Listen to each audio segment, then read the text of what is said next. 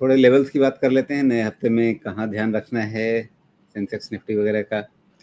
तो पहले बात कर लेते हैं निफ्टी की। हमारे सामने है चार्ट, जहाँ पर एक तरह से कहा जाए कि उन जगहों पर पहुंच चुका है जहाँ पर आने के बाद आपने कहा था कि उसके आगे रेजिस्टेंसेज मिलेंगे, बाधाएं मिलेंगी। 23,800 के ऊपर आ चुका है। अब यहाँ से चूंकि काफ़ी जल्दी आ गया है, तो क्या इसी जगह से एक रिएक्शन मिलेगा, या 200 डे मूविंग एवरेज थोड़ा सा 200 पॉइंट और आगे है, वहाँ तक जाएंगे, या जो आपने अपने शुरुआती कमेंट्स में थोड़ा सा ग्रेस मार्क देने की कोशिश की, मुझे लगा कि शायद 24,500 25,000 भी, मतलब चूंकि ये लेवल आ गए हैं 23,850 के ऊपर, अगर कहीं बढ़ ही गया तो उसको एक फैक्टर इन करके रखना है क्या? जी बिल्कुल, इसलिए मैं छोटे-छोटे लेवल से भी बोलता हूँ, उनको ध्यान रखिएगा। देखिए 24,000 से तो रेजिस्टेंस शुरू हो जाएगा ही हो जाएगा।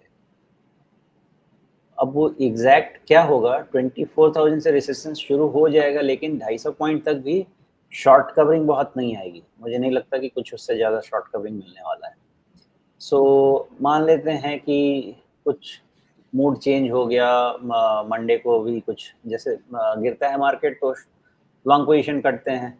तो जिस तरह से चढ़ के बंद हुआ है ये मार्केट, हो सकता है कि कुछ शॉर्ट और स्क्वीज हो।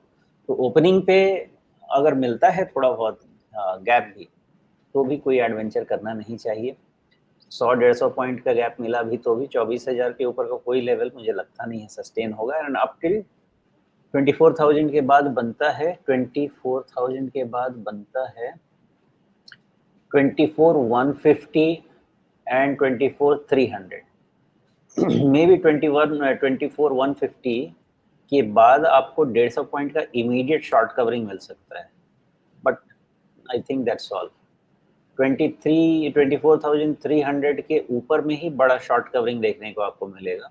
उसके पहले मुझे नहीं लगता कि बहुत बड़ा शॉर्ट कवरिंग देखने को मिलेगा।